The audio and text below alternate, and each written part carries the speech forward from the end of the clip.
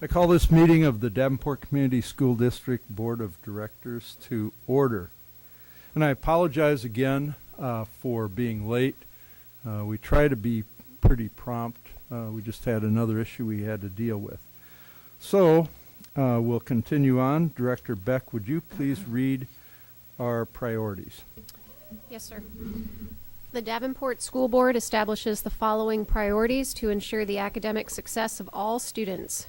Provide leadership and direction to improve the overall learning environment in our classrooms, schools, and district, including the health, safety, security, and happiness of students and staff. Direct and support actions, programs, and activities which reduce the impacts of poverty on our students, their families, and our community. Thank you. Director Potts, would you please read our mission and vision statements?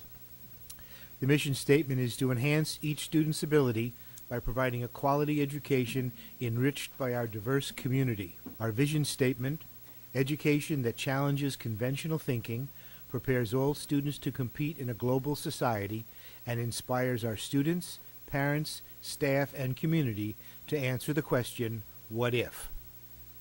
Thank you. Superintendent Tate, we've got a showcase. Yes, thank you very much. Not that the rest of our agenda is boring, but we think that the showcase is always the best part of tonight. So we have McKinley Elementary and Principal Vincent, please. Thank you, Dr. Tate, and thank you, Board, for having us tonight. Also, thank you to our McKinley students, our Central students that are part of our mentor program that we have at McKinley. Also, Ms. Erickey, our counselor at McKinley, and Ms. Henninger, the tag teacher at Central High School. The mentor program and the partnership between McKinley and Central High School began last year. Ms. Erickey and I were approached by a Central National Honor Society student, Claire Norberg, who wanted to give back to our building. And we looked for different ways that we could be able to identify what would have the most impact on our students to be able to have that partnership between Central and McKinley begin. We worked through the process of being able to set up working with some of our GAP, Greater Achievement Plan students to provide them with mentors. And we had 9 students that had mentors last year. Ms. Henninger caught wind of that at the TAG program at Central as well. When we talked about expanding that program, we now currently have 36 mentors that come from Central High School. And with that, I'm going to go ahead and pass it over to Ms. Erickey, the counselor, to give more details about our program that we have. We also want to have Ms. Henninger talk as well, and our students speak about their experiences as well. This year, we have actually 40 students at McKinley. So we've got 36 mentors from Central, partnered up with 40 of our elementary students, 3rd, 4th, and 5th grade is how we partnered them. And we looked at trying to partner sophomores with 3rd grade, juniors with 4th grade, and seniors with 5th grade so that they could hopefully continue that mentoring relationship for more than 1 year. And we mainly are meeting just Monday, Tuesday, Wednesday, Thursday mornings. The Central High mentors come at 7:15. They meet up in the cafeteria with the McKinley students, and then they have a choice of playing board games, coloring, putting together puzzles, or they are allowed to go to the gym and shoot baskets, play catch, jump rope, those types of things. And I do have a couple of slides I'll show you. So that's how they spend their time. So here's a couple of pictures where we've got the students in the cafeteria and they're playing board games with their mentors. And then also going to the gym, where again, I said they get to shoot baskets, they throw the ball, footballs around a little bit, or even jump rope. And then the next slide. And then what they do is the Central students then walk the students, the McKinley students, to their lockers, and they put their grab their things for the day, and then they walk them to the classroom, and then they kind of just wave at the teachers so that the teachers know that the students have been with them, because they are getting into class about 5 minutes after the tardy bell. So we want them to know that they have a reason for coming in there. And then we keep track of that so they aren't counted tardy. And the students all sign in each morning so we can keep track of who's there and if they're coming on a regular basis and those types of things. So I have to say this year, even though we've grown quite a bit in numbers, this year really seems to be running really well. And the kids are really taking responsibility and doing a good job of the time that they have with one another in the morning.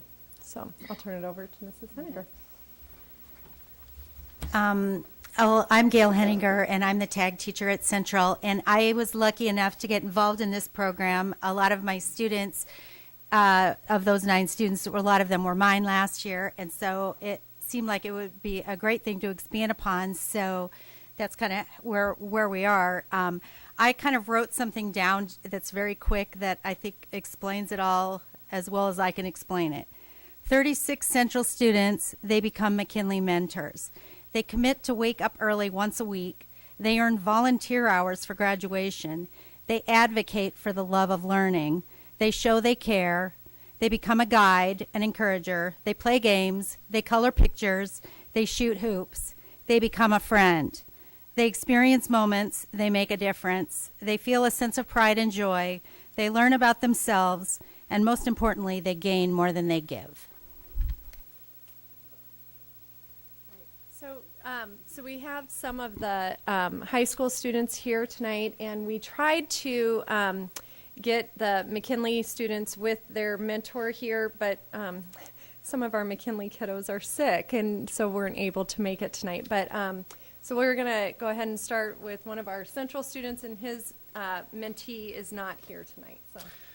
Hello, my name is Andrew. I'm a senior, so my mentor is a 5th grader. I have the great opportunity these last couple weeks to have this amazing adventure with this kid. We started out eating juice and donuts one day at school, and he wouldn't even look me in the eyes, and it's grown so much over the last couple weeks to now he won't stop talking. We're shooting baskets every week. When we started, he showed up almost like 20 minutes late every single week to our sessions, and now he beats me there by like a wide margin, and it's such an awesome thing to be a part of, and I wouldn't replace it for the world.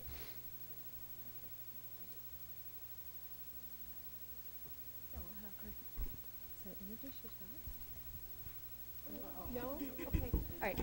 This is, come on up. You can stand with me. I'll talk for you. Okay. This is Paige Herring, and she is a 4th grade student at McKinley. This is her 2nd year being a part of the mentoring program, her 2nd mentor, so she had a different mentor last year. And when we were talking today and preparing her for what she wanted to talk about, she said that her favorite thing about the mentoring program is being able to shoot baskets with her mentor in the gym. So. My name is Sophie. I'm a junior at Central. And I think the mentoring program is really good just because once a week for 30 minutes, my partner gets to come into school and she doesn't have to worry if or when anything's bothering her, whether it's in school or at home, friends, family, whatever it is. And she can just hang out with me.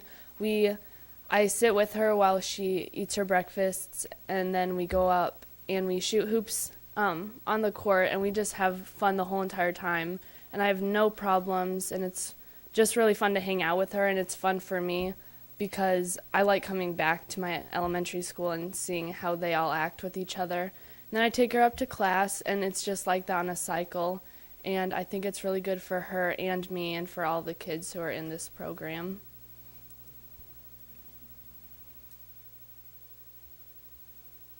Hi, I'm Maggie. I'm a junior at Central, and I love being in McKinley mentoring program because I love just being able to give them the opportunity to be involved. And my partner is the opposite gender of me, and he at first he had a hard time, communicating with me. He never really wanted to start any conversations, and always showed up a little late.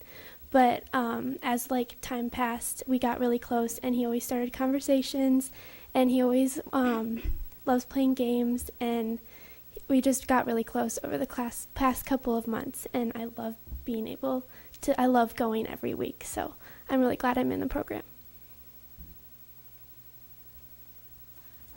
Hi guys, my name's Nia Howlett, and this is my first year doing this program. I'm a junior, and I would like to just say that I think this program is a really good experience for not only me, but my McKinley partner. I've seen the effects of not having very good attendance and behavior, and I think that those are really two key factors in education. So I think to grab them while they're young is really, really important. And we come to school and we play with them, and we don't just come and play with them and leave. We talk about their day. We talk about what's bothering them.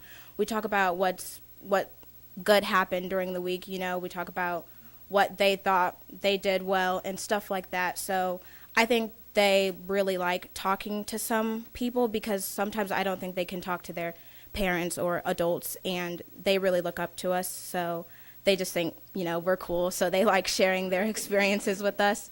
So I really like that, and I can see a difference in my partner. He's also the opposite gender of me, obviously, but he didn't like to talk at first, and he was late, and he had some behavior problems in the classroom, but now I can see a change in him. And obviously not every day is perfect. We have good days, we have bad days, and I just really encourage him to keep on working at it, and I just really love this program.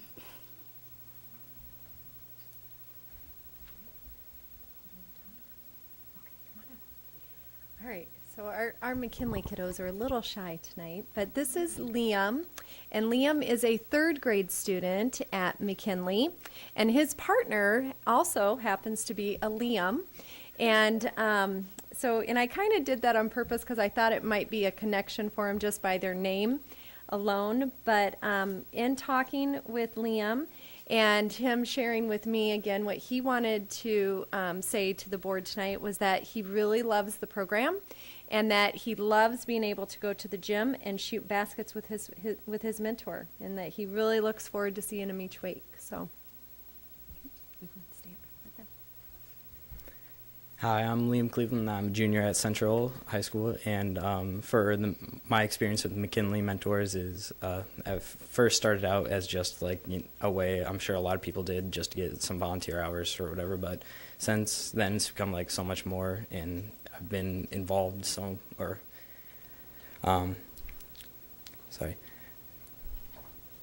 We started in Yeah. November. Yeah, we started back in November, and since then I've just been growing more and more attached. And, you know, it was kind of awkward every once in a while at first to just get there and not really have much to talk about. But since the weeks have been going on, it's just been getting better and better. We talk about more and more, and it's just a great program. Thank you. Yes.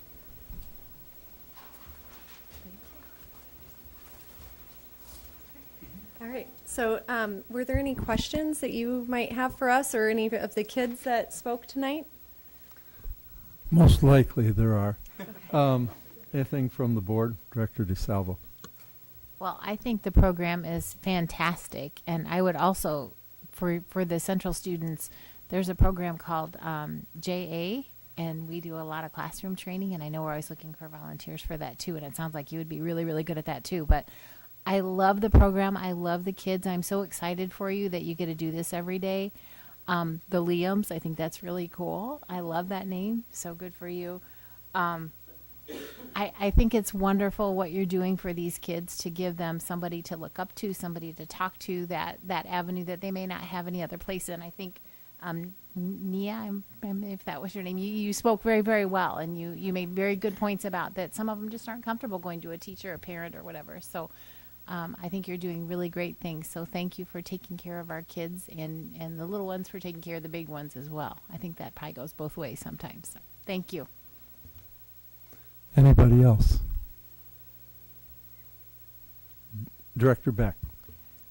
Just out of curiosity, how do you decide who gets to be lucky enough to be a mentee? The way that we started was looking at our GAP kids first, and then we also looked at our attendance, some of our kiddos that had problems with attendance.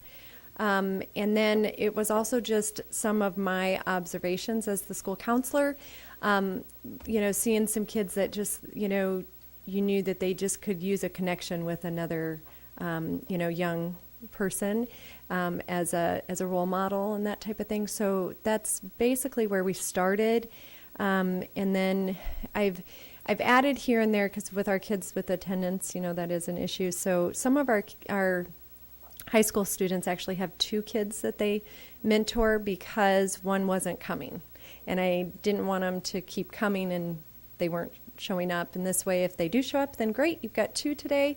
And if not, you've always got someone else. So it started with the gap in attendance, and then started looking at some other things too. Yep. Director Gosa. I won't make any of you talk any more than you already had. I just want to say it sounds like a great program to the high school students. Thank you guys for volunteering your time. I hope you and your little counterparts continue your friendships on past the program and stay in contact and keep in touch. That's really cool that you guys do that. Greatly appreciate it. Thank you. Anybody else? Director Potts. I would just say to the Central kids, you're creating relationships, and how relationships motivate people. They motivate you, and they motivate your mentees. And the other thing you need to always remember is you're leaving a fingerprint. You're leaving a fingerprint on your mentees. And that's so important, because you never know when that fingerprint's going to come back and when they're going to remember what you did for them, just being there for them. It comes back. Teachers know that. And you're teachers. You're teaching these McKinley students about life and about learning and about growing up and about trusting people and depending on people. That's extremely important, and you should be very proud of what you're doing. Anybody else? I gotta say a couple things. Normally I try not to, but this is really amazing, and it takes me back to, I was thinking about when I was in 3rd grade. I was. I know, it was a long time ago. But seriously, I can remember looking up at the front of the room, and I remember the teacher, and I was thinking about how cool it is, or how cool it would have been if I could have had somebody mentoring me at that point. I was not very outgoing, and I think it just would have made a difference. And then I think about in high school, if I had the opportunity to mentor some of these young students, and I think that's got to make such a difference. And so I am just thrilled with everything you're doing. And a couple of things I have to mention. I mean, everybody has done such a great job here. And but I wanted to ask, was it Mia? Thea? Nia. Nia. Yeah. N-E-A? N-I-A. N-I-A.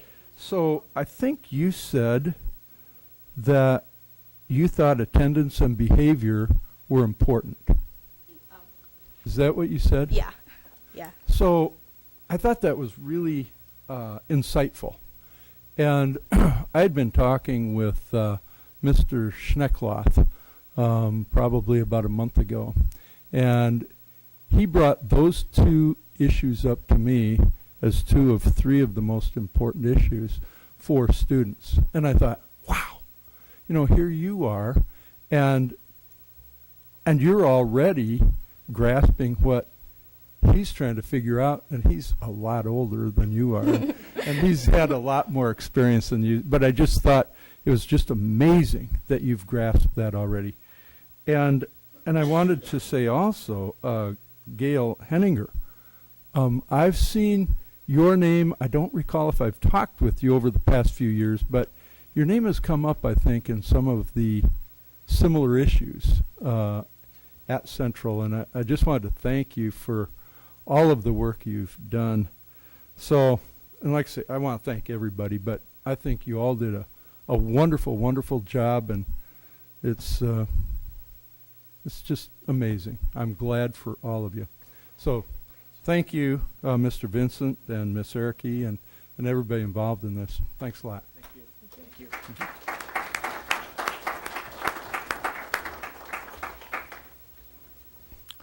All right. Looks like we have no student board members here. Superintendent Tate, was there anything you wanted to say? Well, I know that they're very busy, and Madison is actually out visiting at least 2 PTAs tonight. She's talking about finances, so she may stop back later, but I think it's just a busy night for all of them, or I know they'd be here. Great, thank you. Are there any board reports? Director DeSalvo. I was lucky enough to be able to attend the Big Dance Show Choir event at North High School, and there was, I think they said like 2,000 people there. It was West High School wasn't there, but Central performed and North performed in Cedar Rapids, and it was a really, really good event, so that was good. Attended the legislative forum on Saturday at St. Ambrose. We've got it's very crazy in Des Moines right now. We have a lot of very important bills, some sitting in committee, some we're hoping to get out to the floor. So there's a lot of legislative activity right now. We will get word out as soon as we know what we want to get information to people that we may want to be contacting legislators very quickly this week, because some of those bills will have significant impacts on our district. And then we're also preparing to take the students on the bus trip to Des Moines on Monday. We've got, I think, around 50 students or so, Mary, correct me if I'm wrong, that are going with us on the bus trip, where we will get to visit the Capitol. Still working to hopefully get a hold of the governor's office. I'm trying a lot of different things. I'm probably going to get kicked out of the Capitol because I've been stalking them for a month, but we're trying. So nonetheless, we will certainly get to meet with our local legislators. So we have a great day planned for those students, and it's a really good good event for them, very educational and informative. So we're looking forward to that day. Thank you. Director Beck? Along those lines, I just wanted to say I got to see one of Madison's presentations that she does for the PTA, and it was very good. And if you all wanted to share that, if she wanted to share that PowerPoint that she had, that would be really helpful, because it has email addresses and the names and numbers of all the bills that are currently in committee or coming out of committee that we might want to be concerned with. So I will send her a message since she's not here. Director Hayes. Director Ghost and I were able to attend. Principal Blocker took us to the Leslie House over on the Annie Whitmire campus.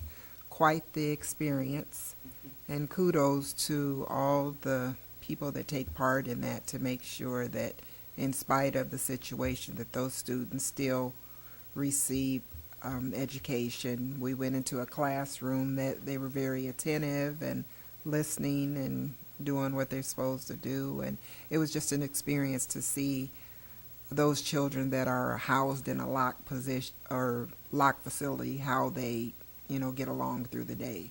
So that was nice. Today we had the Poverty Task Force meeting, and there's a lot of individuals in the district as well as in the community that really kind of rally on board and assist with our students providing various service for us. And it's just nice to know that that particular committee, rather than being an ad hoc committee, is now a standing committee, because there's work that comes forward every month. And if any of you ever have the time to stop through for an hour and a half to listen to some of the exciting things that are taking place within the district with the help of the community, please feel free to do so. Thank you. Any other reports? I just wanted to echo what Director Hayes was talking about, is that there are opportunities out there. And as well, another one of our board members just earlier this evening encouraged board members to step up and be even stronger in certain leadership areas. And there are things that we all have to do. And all of you here in the audience, and some of you I know are very active in advocating on behalf of of whatever you're passionate about, but in our city, in our community, in our district. And I just want to encourage all of you to continue. And we do have opportunities, as Director Hayes just indicated, if you ever want to do something, or if you want to work with advocacy at the legislature, you could contact Director DeSalvo, and she could help you, or Secretary Kim, but it's always a great idea to get involved. We appreciate all of you being here anyway, but we have plenty of opportunities if you'd like to participate.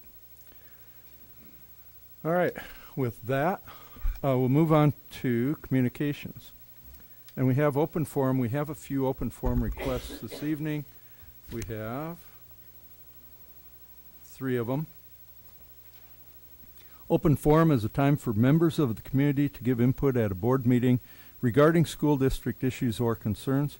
Individuals who want to speak should fill out an open forum request and give it to the board secretary prior to open forum. The board will not act on any issue presented during open forum if it was not published as an agenda item. The Iowa Open Meetings Law prohibits action on any issue that is not on the agenda. The president will set the amount of time allowed for individuals to speak during open forum. The board asks that no charges or complaints be made against individual employees of the district or community during open forum. Remarks that reflect negatively on the character or motives of any person will be called out of order. The 3, and if you would come up in this order and give us your name and address at the microphone, and you will each have 2 minutes to speak. First is Carrie Heaton. After Carrie will be Wes Heaton. And Lisa Hoft will follow those 2. So, Carrie?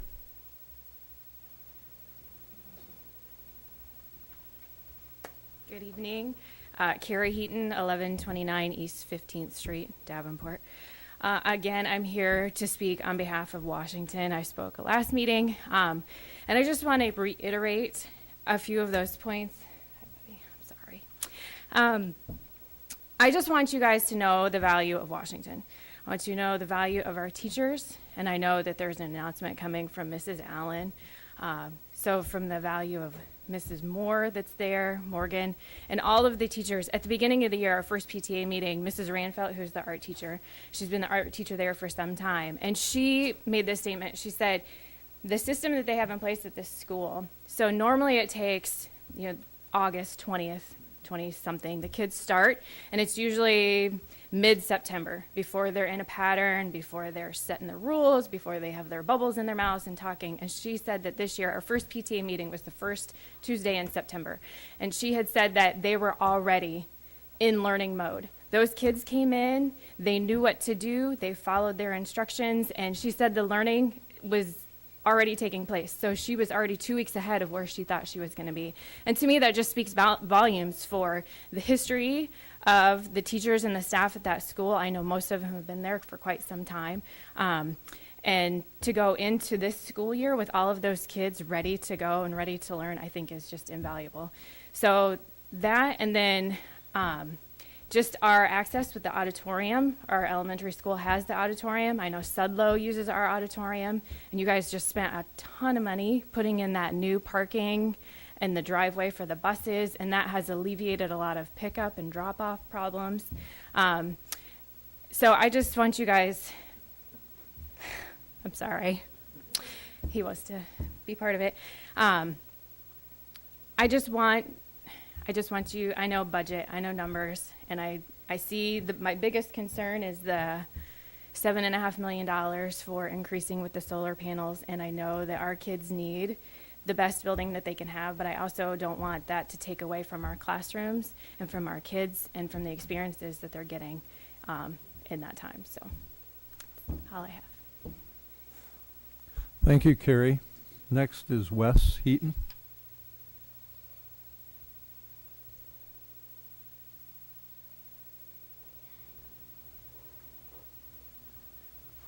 My name is Wes Heaton. I live at 1129 East 15th Street in Davenport.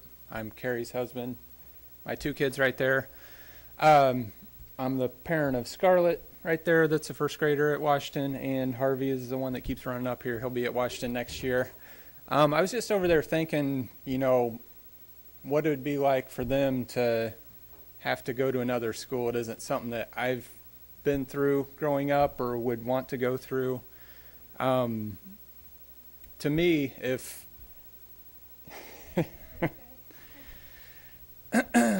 I mean, if you ask our daughter what school she goes to, she doesn't just say, some school, you know, any of them will do. She'll say, I go to Washington Elementary School. She has a big smile on her face. She's eager to tell people she loves her school.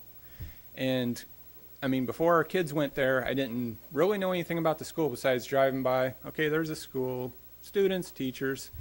But like my wife was saying, when we got involved with the school and met the people and realized, okay, these are good people that care, and now we care. We can be involved. There's things that we can do here that matter. And I can tell you that from everybody I've seen working there, nobody's just kind of wandering around going, well, if we lose this school, we'll just go somewhere else and find another job. And I know it wouldn't be like that for our kids to have to go through it. Sorry. I know this, it's a great school, is doing good things. Our kids love it and are getting a lot out of it, and I know a lot of other ones are too. That's it. Thank you, Wes. You're welcome. Next is Lisa Hoft.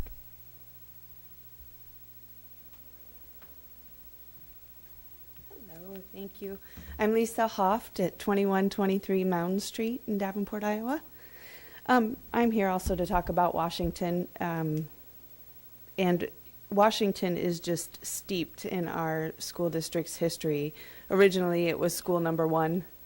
In 1858, it was named school number 1. In 1865, they laid a cornerstone for a new building because they were quickly outgrowing the little building they had. In 1940 is when the building we have today opened. There are, in my family alone, we have generations that have gone through Washington School, and the staff and the teachers at Washington School are absolutely amazing. When my son started kindergarten last year, he was terrified. They literally had to pull him off me, screaming. And they were right there. It was, good Lord, he was crazy. But they worked with me. Mrs. Childs would come out and talk to him, and it was only a couple of days before she was able to help, you know, calm him down. And then they had another gal, Mrs. Lopez, I believe, that would come and walk him in the mornings. And my daughter had gone to Garfield School and never really had any issues, but we didn't really have as good of a connection there, I would say. But with Washington School, you walk in and everyone has a smile on their face. I just recently started substitute teaching. And Thursday I subbed for the art room, and every single teacher that I ran into was just took, you know, all my questions and they were very patient with me. But I just haven't found a school where you can walk in and just feel like you sort of belong. And they really incorporate every part, and they really work with your child and figure out how they learn best, because they have so, you know, different levels in every single classroom. But my other fun fact was that it was named Washington in July 1st of 1908. But Washington School has been around for a very long time. It's a wonderful school. It has the auditorium. That fabulous new drive that was built has just been amazing for us parents that drop off in the morning. It's just completely changed and cleared up. The buses don't have near as many issues either with us waiting. So anyway, just we ask that you consider taking Washington off the chopping block and keeping that part of our history in our district, because it has been around since it was even formed a district. It was the original school number 1. So thank you. Oh, I also brought this for you guys to look at if you would be interested. It's just kind of a history that was done of Washington School and tells a lot of neat things. I only have one copy, but I put my name in it, so you guys are welcome to peruse it. Thank you very much for your time. Thank you, Lisa, and thank you all. Thank you, Carrie and Wes and Lisa. You know, it's so important for members of our community to come up and to tell us what's on their minds, and the board and the administration really appreciate all that, and all of your words tonight were particularly heartwarming, which is something that maybe doesn't always happen in this boardroom. You know, we get a lot of different types of information coming, but we all respect you. We appreciate you coming, telling us what's on your mind, and expressing your passion for the school and the teachers and the student and the community. So thank you again very much for coming and speaking. We'll move on to upcoming events. Director DeSalvo, would you read those for us, please? I'd be happy to. As previously mentioned, February 19th is the annual Get on the Bus trip to Des Moines. February 20th at 5:30 is the LCAC, the Local School Improvement Advisory Committee meeting here in the ASC Jim Hester Boardroom. February 26th at 6 p.m., the regular meeting here in the ASC Jim Hester Boardroom. March 5th at 5:30, Committee of the Whole meeting here in the Jim Hester Boardroom. March 12th, 6 p.m., regular meeting here in the Jim Hester Boardroom. March 19th through the 23rd is spring break. There's no classes. March 26th at 6 p.m., regular board meeting here in the Jim Hester Boardroom. March 27th at 5:30 is the next LCAC, the Local School Improvement Advisory Committee meeting here in the Jim Hester Boardroom.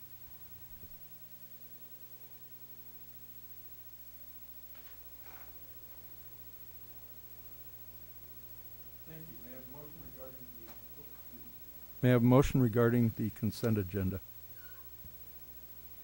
Mr. President, Director DeSalvo. I move that the board approve the consent agenda as written. Is there a second? Second. Is there any discussion? Director DeSalvo. I have a question about the yearbook purchase. Do we do that for every school? Does anybody know?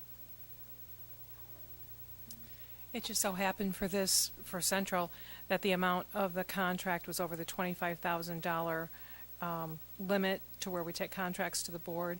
It's not a district cost. Okay. It's strictly a cost that they have to pay up front, and then they sell the yearbooks and get funding through other activities. Thank you.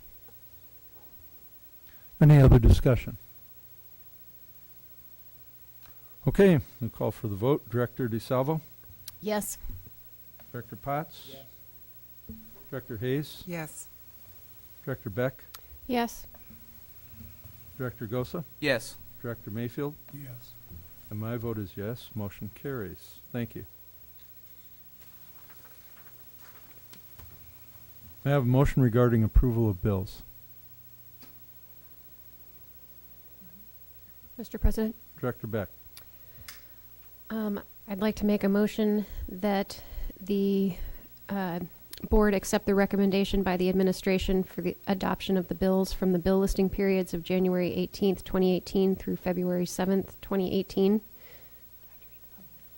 Resolved, all claims presented to the board having been duly certified as correct by the secretary, reviewed by the administration and board members, and they are hereby audited and allowed as just claims and warrants drawn on the treasury for the several amounts. Further resolved, the payment of claims and salaries be approved as presented for the periods of January 18th, 2018 through February 7th, 2018, with the following voided checks. Number 352822, payable to Elizabeth Kriesig in the amount of $369.36, wrong amount. Check number 352948, payable to Julie Wintz in the amount of $549.72. It was also the wrong amount. Thank you. Is there a second? Second. Is there any discussion? All right, we'll call for the vote. Director Beck. Yes. Director DeSalvo. Yes. Director Mayfield. Yes. Director Gosa. Yes. Director Hayes. Yes. Director Potts. Yes. And my vote is yes. Motion carries. Thank you. Superintendent report. Thank you. I attended the 2018 State of the City address where Mayor Clips talked about some of the things that happened well with his administration and some of his vision of the future. And as always, he did mention the importance of the city and the school partnership. On last Wednesday, February 7th, I went with the Chamber of Commerce to their annual trip to the Legislature. It's a 2-day trip. I went on the first day, and we began with a meeting with the governor and the lieutenant governor, and then we met with the House minority and majority, 2 separate meetings, the Senate majority and minority, 2 separate meetings. And they had 5 priorities they talked to the legislators about, and one of them was education and workforce, and they hit very specifically the equity issue, the diversity plan issue, SAVE, and SSA. So they're great supporters, and their literature also indicated that those were part of their priorities. I'm not sure if the students mentioned in the past, but I want to make sure we don't fail to mention congratulations to Central High wrestler Levon Bellamy. He won the MAC championship at the 170-pound level. And also our very own student board member, Andrew Shee. He broke a 37-year-old student record to create, or had a new record of 47.3 100 freestyle event in the men's swimming. That was a Central High record. That's pretty cool. I have a news release from the Association of School Business Officials International. Says school district awarded for outstanding financial reporting. Reston, Virginia, 2017. The Association of School Business Officials International is pleased to award Davenport Community School District with the Certificate of Excellence in Financial Reporting. ASBO International Certificate of Excellence recognizes districts that have met the program's high standards for financial reporting and accountability. The school district earned the Certificate of Excellence for its comprehensive annual financial reporting for the fiscal year ending 2017.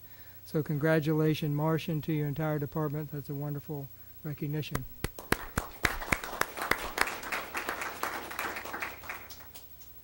I hear often, and every time I do, I begin to get very defensive when people say, why don't we hear more about the great things happening in the district? So I heard it once too often, and I told Rachel, get your department together and come up with some ways that we can go even further for letting people know the great things happening. So rather than me telling you what's happening, Rachel, if you come forward and give a short report of the things we're going to try to do.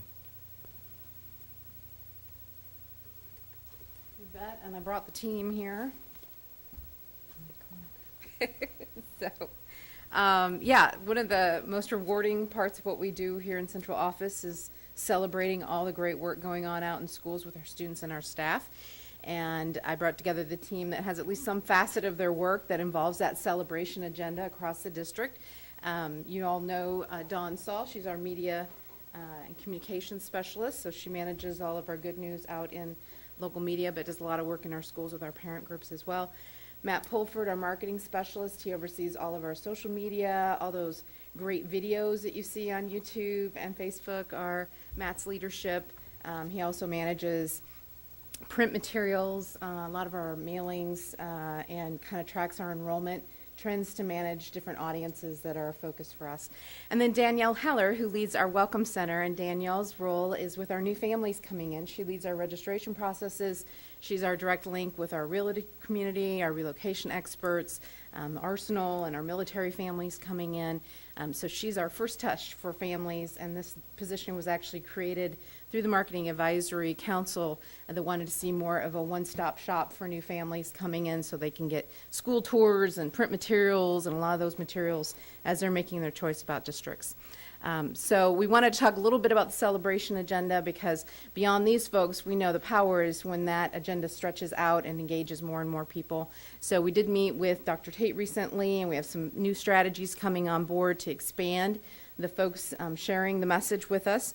Dr. Tate recently sent out a directive to all staff to kind of think of themselves as part of that Good News Network, to encourage them to share, like and share us on Facebook, to follow us and use our hashtag DCSDistinct on Twitter, and also to keep those highlights coming in. We actually have a point of contact in every building that submits highlights, so we want to see more and more coming out of those classrooms, from our programs, from our parents, to celebrate that good news so we can push those back out into social media and on the website. We also are launching a new focus on Facebook ads, which you've probably seen, but we're going to be doing a lot more just weekly boosting of those ads. Facebook is changing. We were just talking about it earlier, so we're trying to stay ahead of that trend and do more and more to keep a high profile with Facebook. We're also expanding the Good News Network that Danielle manages. We're going to have recruitment goals for our schools and be getting more referrals out from our principals, where we have Good News Network members actually assigned by school. We're looking at new print approach, kind of shifting what was traditionally the single annual report into more frequent updates out into the community, reaching a broader audience, so more to come on that. And then we'll be increasing our digital advertising as well. There's a lot we don't know about new tools coming on board with digital advertising through the Times, but also through ad placements on Google and other media that we think will help diversify our reach out into the audience. So that's some of the things that are coming up. We're happy to come back and spend more time with you on any of those, but for now, just a quick update of what to be on the lookout for. Thank you, Rachel. Now, let's appreciate that. And Mr. President, that concludes my report for this evening. Great. Thank you all. Move on to other items requiring action.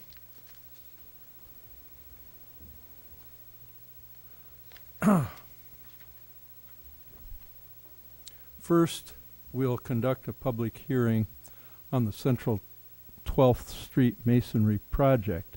May I have a motion regarding approval of the plans and specifications for the Central 12th Street Masonry project? Mr. President, Director DeSalvo. I move that the board accept the administration's recommendations for the plans and specifications for the Central 12th Street Masonry project. Thank you. Is there a second? Second.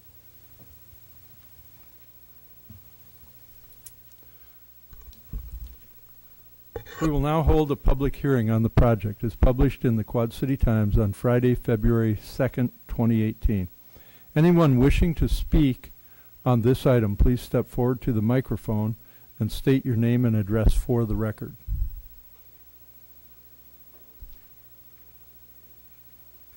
Seeing and hearing none, I now declare the public hearing closed.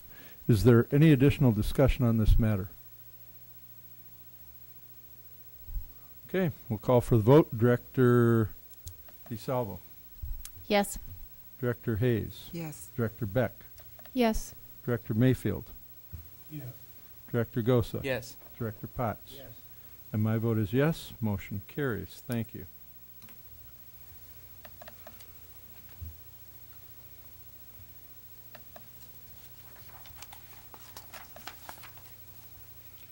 May I have a motion regarding the approval of the plans and specifications for the central roof replacement project?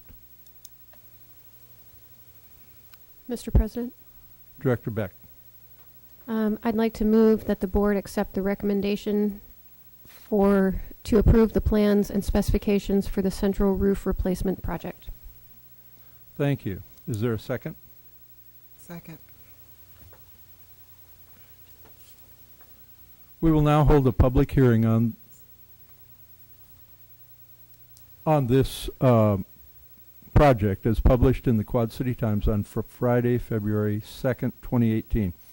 Anyone wishing to speak on this item, please step forward to the microphone, state your name and address for the record. Seeing and hearing none, I now declare the public hearing closed. Is there any additional discussion on this matter? Okay, we'll call for the vote. Director Beck. Yes. Director Hayes. Yes. Director DeSalvo. Yes. Director Mayfield. Yes. Director Gosa. Yes. Director Potts. Yes. My vote is yes. Motion carries. Thank you.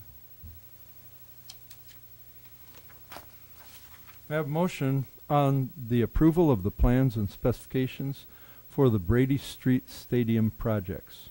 Mr. President, Director Hayes. I move that the board approve the plans for specifications of the Brady Street Stadium replacement of turf track and exterior renovations of West Side Grandstand project. Thank you. Is there a second? Second. We will now hold a public hearing on the project as published in the Quad City Times on Friday, February 2nd, 2018.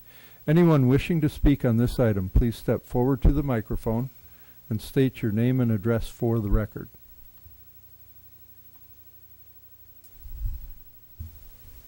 Seeing and hearing none, I now declare the public hearing closed. Is there any additional discussion on this matter?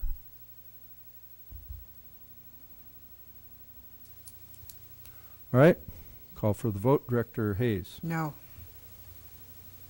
Director Gosa. Yes. Director Beck. Yes. Director DeSalvo. Yes. Director Mayfield. Yes. Director Potts. Yes.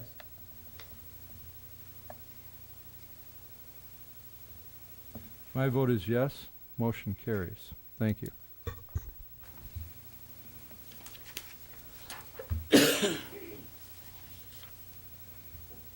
I have a motion on the approval of the plans and specifications for the 2018 West High School Corridor Project. Mr. President, Director DeSalvo. I move that the board accept the administration's recommendation to approve the plans and specifications for the 2018 West High School corridor renovation project. Thank you. Is there a second? Second. We will now hold a public hearing on this project as published in the Quad City Times on Friday, February 2nd, 2018. Anyone wishing to speak on this item, please step forward to the microphone. State your name and address for the record.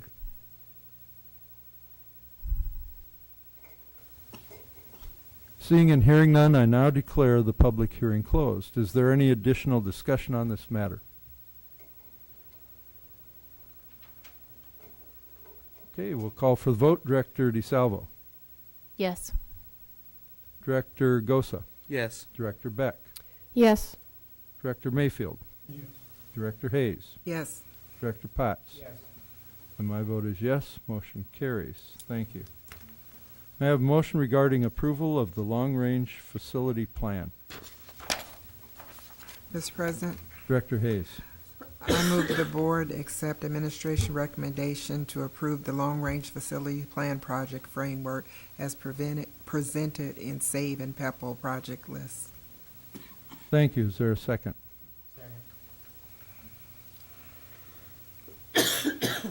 Is there any discussion? Oh, excuse me. Superintendent Tate. Oh, thank you. I just wanted to put these into perspective. We've always had a long-range facility plan, and what we try to do is update it every year or periodically. And this particular one, we've been working on for 2 or 3 years. And we do have a group that comes together to work on this plan and make recommendations to the board. We bring it to the board, and you have a chance to discuss it. We listen carefully. We come back to you with what we think of what we heard. And I just want to point out that in the ultimate, this is your plan. We can recommend to you, and if you want to make changes, we can say that'll work or it won't work. But ultimately, you have to feel that you can support this plan. So I don't want people to feel that, well, we kept bringing this back and this is it. But what I ask is, if you have recommendations for moving, that you give us some insight on what we could give up in order to move something forward. But again, we, and in this case, we do what you say. We'll make recommendations. We will provide you advice on anything that you want to recommend to us. And ultimately, you have to approve this. And again, it is a plan. We're going to have to revisit it often, every 6 months or every year, certainly, because it's just a basis to start making changes. We do know that. It just depends on what happens in the district, how the money goes, how our PEPAL vote goes that we're going to have in probably June. So again, I want you to know we're listening to you, and it's your decision. Thank you. Any additional discussion? Director DeSalvo. I would like this board to consider once again that we had a project out there for the North High School athletic facility. It was originally slated to begin this summer. The proposal that was presented to the administration at North was not what they had envisioned for this project. They met with administration again from the district and came up with a new plan. When the new plan involved additional monies needed for the project. So at that time, then the plan got pushed back. The North administration was never made aware that this plan had been moved. They haven't heard anything about it, honestly. So now they heard it from me, and they saw it in the minutes. I have concerns with where it has been moved to, for the reasons that we had told them it was originally going to take place this summer. We continue to improve a lot of different projects for other high schools in the city, one in particular. I'm so proud of what we've done at Central, but now I want to be just as proud of West High School and just as proud of Mid-City and just as proud of North. And I believe that those schools are deserving of some attention. So I would like this board to consider moving the North Athletic Facility to begin this summer as originally planned. I'm looking for things to forego in exchange for that. We had $450,000 budgeted. We needed an additional couple $100,000 for the to make the facility something they wanted. I'm looking on the plan to try to find where I can find that $200,000. My first thought goes to the McDonald property. Do we have an update on that purchase? That would be one question I would have. The other, I don't know, there's a contingency listed at the bottom row of this plan that we're looking at for $250,000. I would hate to eat that up in one project. I'm also looking at, some other light projects where maybe they could go a little less than what anticipated so that we could move that project up. So I would like the board to consider, again, please, to move that project up to begin this summer.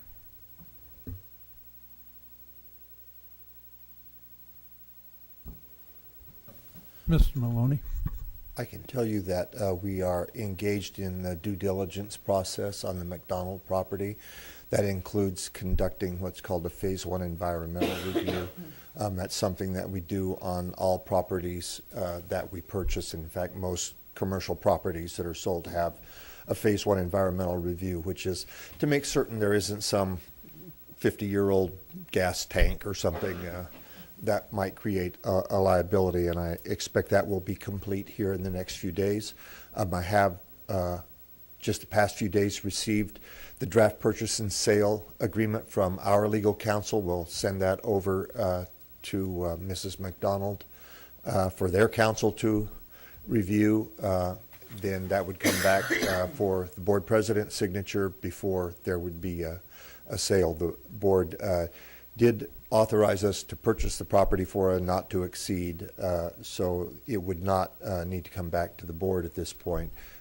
If the due diligence works out clean, there's a title research and the environmental and all that sort of thing.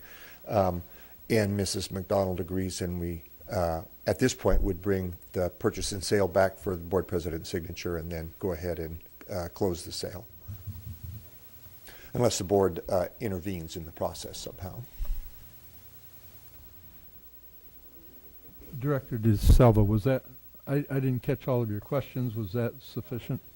We just hadn't been provided an update, and again, that's a project that was slipped in. We found $265,000 for that, and then we pushed other things down, and that is just of concern to me. But like you mentioned to me the last time I complained about this, you said, well, the timing was right, and it came for sale, and we had to do this. So my concern is other projects continue to get pushed back and pushed back and pushed back. And I greatly appreciate what Dr. Tate has said this evening about, we need to come back and revisit this, because a lot of things can change very quickly and are going to implement and affect this plan greatly. Honestly, I'm looking for a couple $100,000 for a North project, and I can't seem to find it anywhere. So that's my struggle. Any other discussion?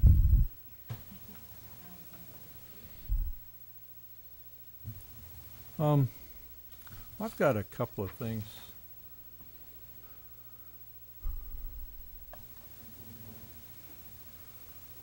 There are some things about the process, and I gave up since our last meeting. I was going to try to totalize each row of the plan, but it's a mess trying to do that. And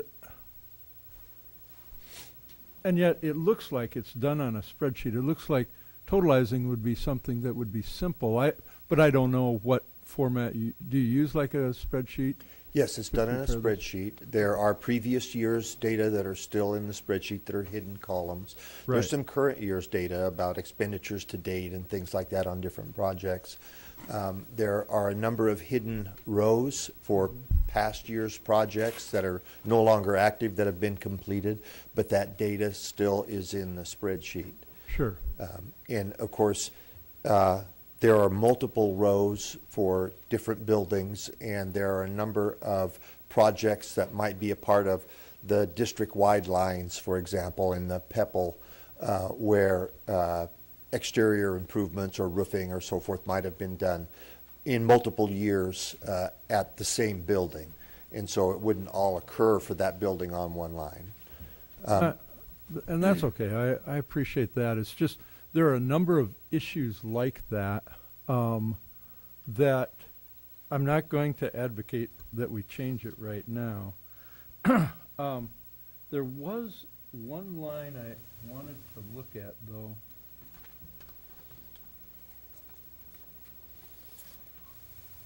I think it was the like the fifth row up from the bottom of the this is the save and loss section, and the title is Total Budgeted This Fiscal Year. You see it? Yes. So I was curious why it goes from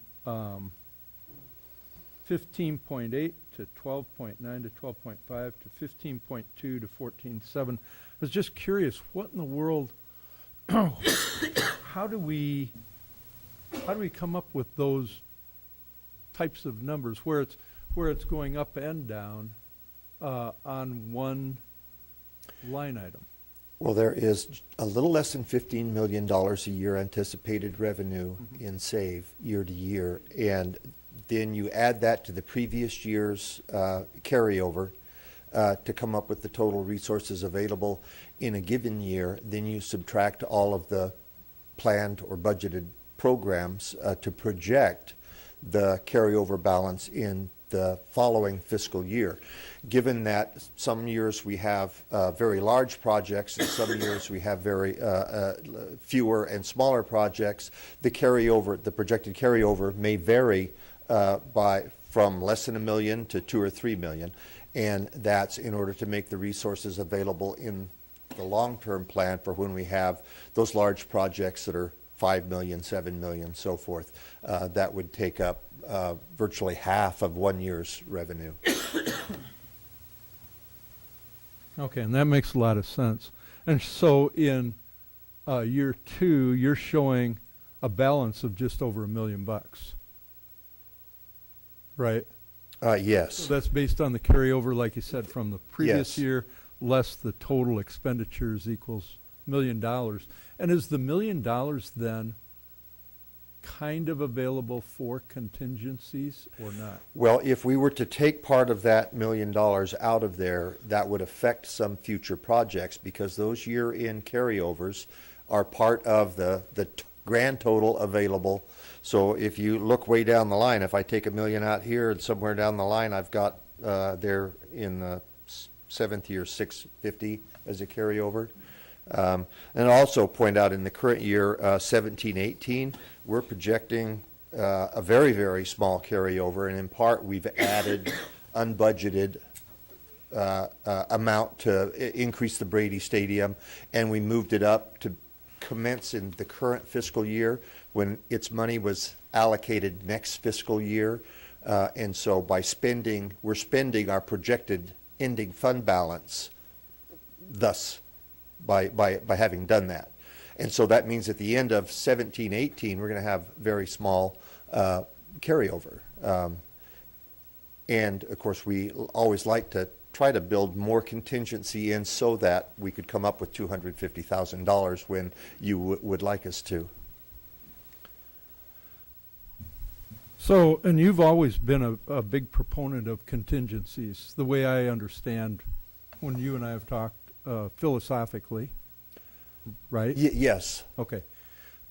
And one of the things I can't see in here, because I can't see the sums at the end of the rows, is, are there, in each of the projects, are there contingencies built into each project? Well, we attempt to build, yes.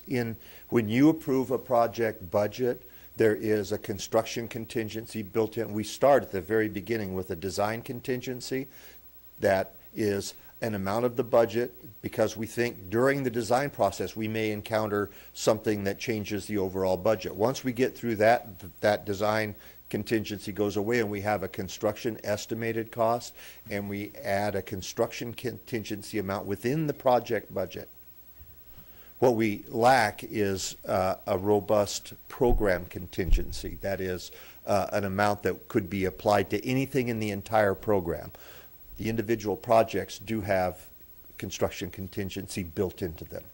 And that's kind of where I'm going, is that the program, because when the Brady Street project for the extra lanes came up, from my perception, that was something that was kind of out of left field, and it wasn't planned. And as you just stated, we were able to use money from our balance to pay for that, because we didn't have a contingency amount available. And if I recall right, that was about $500,000 just for the extra lanes. And so when I look at this, and I think what Director DeSalvo is running into, and I think we've had for years, is that when we publish this, then the community, my perception, is that the community views a lot of this as a promise. And so we've promised to make this change in 2018. Director DeSalvo is already getting hammered with that. Perhaps Director Goss is too, I don't know. But I think that that's a perception, and one of the statements you made at the last time we discussed this was anything over 130 grand has to come back to us anyway, but I don't think the community knows that or understands that. So with all that said, I intend to simply ask that we have a discussion item, an agenda item at some point, where we talk about the process. Because the process, I think there might be consideration of changes in the process that would maybe give you the contingencies that you need, would give us some flexibility. If we had an extra $1 million laying around in contingency for the whole program, and you could do things like the Brady Street or the McDonald House or the North concession stand, it would make it a little bit easier. But I'll ask for that as a board request. One last thing.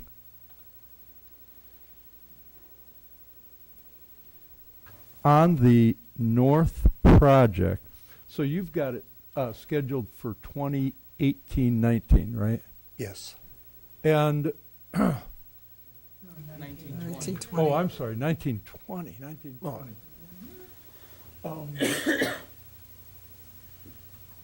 So I don't even know what that looks like. And And I was just wondering, because something that you said or Director DeSalvo said, and I was wondering, is there a way to split hairs in some way and start the project, even if it wasn't completed? Could you start it earlier and then We would complete it likely, later? for that budget amount, that construction amount, and because of some of the particulars of this project, the design costs, we probably could figure out how to get that underway so it could go out to bid in the previous year and start construction in July. So that, and that's, we often start projects the previous year because our fiscal year falls right there, June 1st. And we would like construction on projects ordinarily to start May 15th when school lets out, right? Or June, whatever that date is. And that's always in the fiscal year prior to the year that the money's budgeted in. So when I see the money budgeted in 18-19, I'm thinking, I'm going to get that in 18, you know. Right. And in order to do that, you have to have start design and bidding the previous fiscal year. And so we would typically have projects at 95% drawings as this time of year to you for approval. Now those will go out to bid. You'll be awarding bids for those in April, May, and work will commence when school lets out, but the preponderance of the funds are really not available until July 1st. And we have to work that with most projects where some of the work, the design, bidding takes place before the fiscal year in which the majority of the money is budgeted. And if you look out on, for example, all of those renovation addition, the multipurpose rooms at elementaries, you'll see there's 100,000 or something the prior year to the actual construction, so we can get the design and bidding out of the way in the fiscal year prior to when the construction actually occurs. So I can only imagine the amount of work that goes into all of this. The pushing and pulling between all the factions and what's the highest priority, the board's philosophies and recommendations. And I certainly, and I'm sure the whole board appreciates all the hard work that goes into this. And at this point, I'm not advocating any specific change, but I would ask if there's any way, especially on that north project, not to displace something else, but if there was a way to I don't know if expedited is the right word quite, but move up portions of it as you just indicated. I think it would be great. I'll leave it at that. Director DeSalvo. I have a question about change orders, and I think I misspoke in a conversation earlier, and I called them contingencies.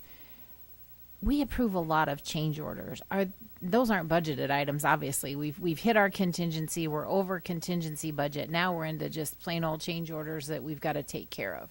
Does something happen with that project that wasn't anticipated? Well, the first thing that happens with change orders is that they go to the project contingency that's in the budget. There, sure. In those cases where we exceed that and the budget has to be raised, ordinarily somewhere either in the documentation or the conversation, we say that we'll be taking money from either the beginning fund balance or some other leftover from a different project and so forth, sure, in order to fund those. Okay. So the first thing that happens is they go to project contingency.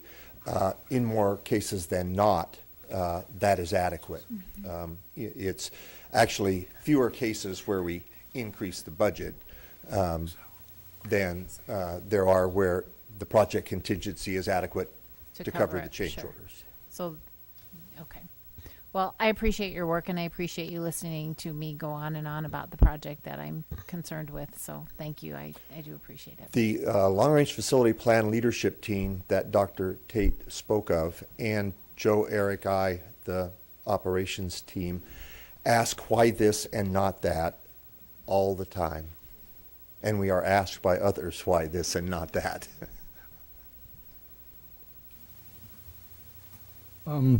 Excuse me, Director Potts, Superintendent Tate.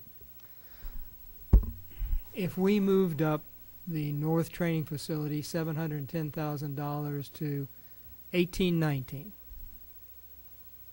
does that definitely mean we would have to find $710,000 worth of projects that are already listed in 1819 and move over? Or are there other places we could look, like the balance, like contingencies? Well, we currently project a positive ending fund balance at the end of 1819, and of a little over $1 million. If you took the entire 710,000 out of that, that would mean we were projecting an ending fund balance at the end of 1819 of a little over 300,000. And just as we're projecting a very tiny ending fund balance this year, what happens is if you have some major contingency that you have to deal with, then something has to get cut because we're not making funds available for things that are completely unexpected. And ordinarily we try not to have huge surprises, unexpected things, but recall the first week of the Central Auditorium, we had $100,000 plus in additional pile driving for the foundation. Now that was an extreme, that's one of the largest projects the district has done, single dollar amount ever, not adjusted for inflation.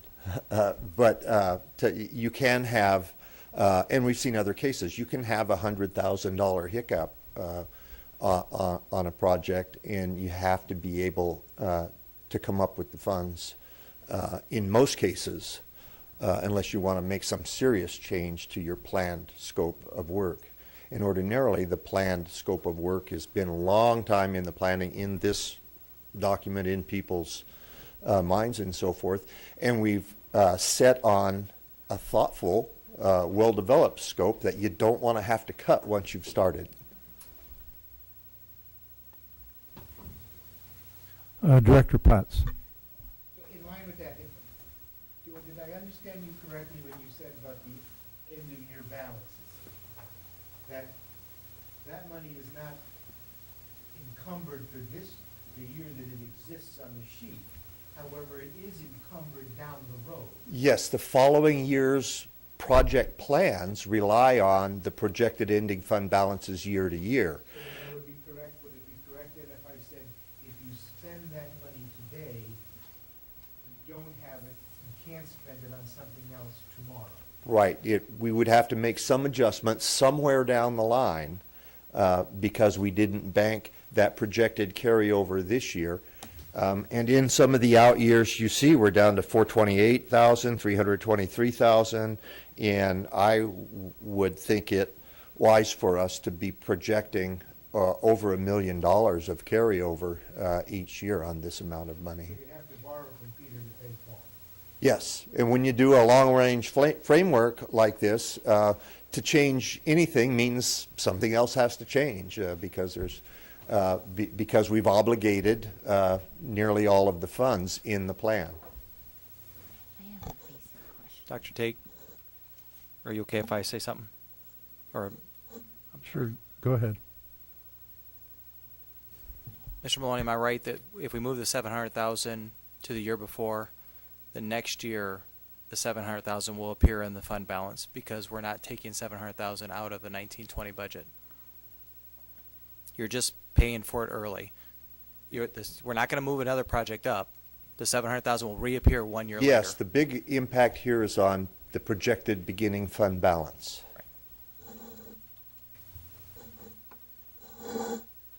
I'm losing track of who needs to Go speak. ahead, Dan, and then I'll come. Director Gosa. I was just going to say, as far as contingencies, I surely hope that the contractors pay attention to the meeting minutes and these change orders are going to stop. I mean, that central project was way out of hand. We got took over the Coles. I hope we never do the construction manager thing again, because that cost us a lot of money.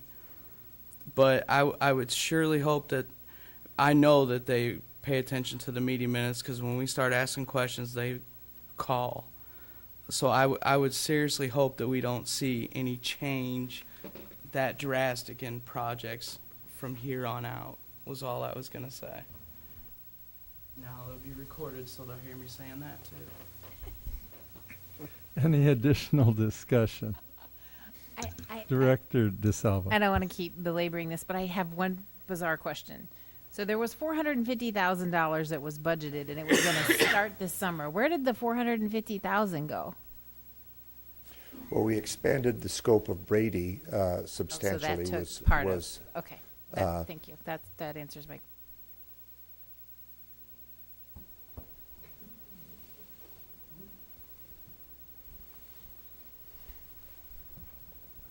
Director Gosa. I just had a question on what Rob was saying. So if we pushed the project up to 1819 and then it didn't get done in 1920, that money would still show up as the year-end balance, right? Yes, if you look at the bottom line and Okay. just move that expense into 1819, you would carry over 300 and some thousand instead of 1 million. Right, but then You the would next take the year you would pick 720 it up. out of 1920 and put it into 1819. Okay. And then it would show up on the year-end balance of 1920. You would pick it back up again. Well, the beginning fund balance in 1920 would be 710,000 less than it would otherwise be, because you would have spent that the previous year and not have it available Right, to but I'm carry saying over. it's on the budget with his numbers now. That's what I'm saying. So the money, it would still be there. It would just move. I'm all for moving it up. That's where I'm going. Any other discussion? Superintendent Tate. One more question.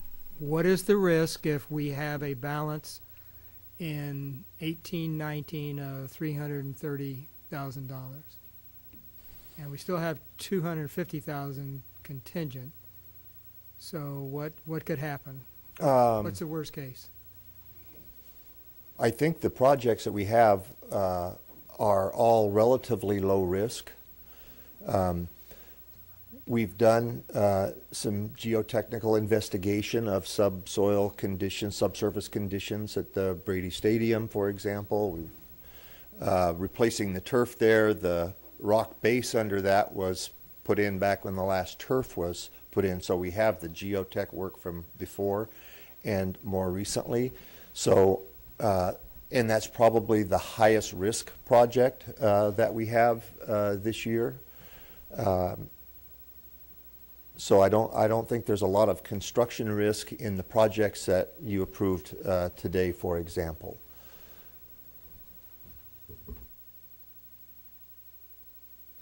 Anything else? I just want to make one comment, and Director Gosa expressed passionately his dislike for the project manager, construction manager, and and I just want to express that that's not necessarily a perspective of the board, and we should probably have a discussion sometime. My personal position is that there are probably appropriate times for managers and sometimes for a general contractor, and so I'm not suggesting anything else other than that we should have that discussion. Okay, any other discussion? Okay, Director DeSalvo, are you kind of satisfied with where we are? I mean, we didn't get to a point where there's definite movement, and the motion is to approve, let me see where we are here, to approve the long-range facilities plan project framework as presented in the Save and Pebble project list. I would like to amend my own movement. Can I amend my own? I would like to amend the plan. Okay. What do you want to amend it to? I would propose that we move up the North project a year, if not to start this summer.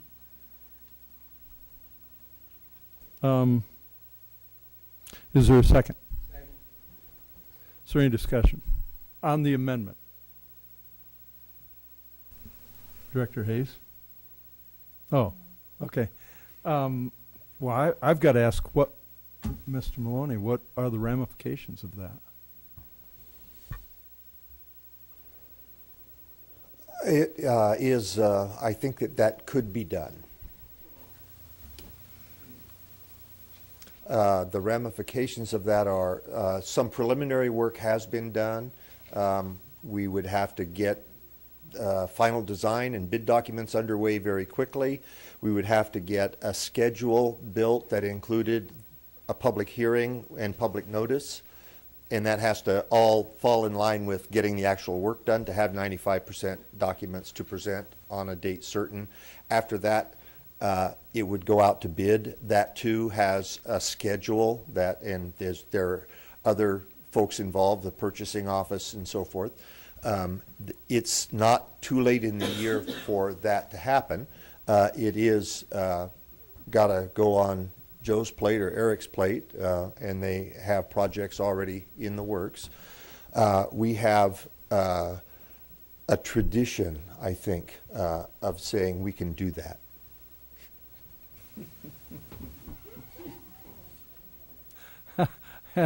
And I can understand that. I'm just wondering, and we might get into some weird motion stuff. You want to? Okay, Director Potts. Should we do it? That's a board question. That's not a Mike question. What doesn't get done if this gets bumped up? Well, the entire discussion has been on how do you bump it up without displacing anything else. And it's possible, I think, to do that. Were we to be surprised by something significant, which I do not expect, and we have to keep in mind that Central, as I mentioned, was one of the largest dollar value projects the district's ever done. And even with the number of change orders that you saw many because it was CM and not GC, just that alone, because the process is different. But recall, I don't recall the exact number, but we reported a couple of meetings ago that our total change orders were something less than 7% of construction, which just isn't all that extraordinary. And I don't think, as I mentioned, we have a lot of high-risk projects this year, $2.5 million Brady, or the less than $2 million remaining at JB, and there's just not a lot of risk in the West project or the Central Roof project or so forth. So we would be planning to spend down our projected year-end fund balance to a pretty small number, 300,000 or so, but and we would have some odds and ends we do every year of projects that actually are under budget when we're all done. So I think it's possible. That's so if you think we should, you tell us that, and we will do our best to execute that.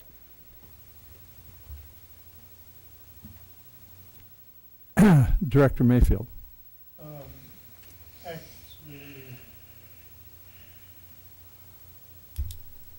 You gave me the answer.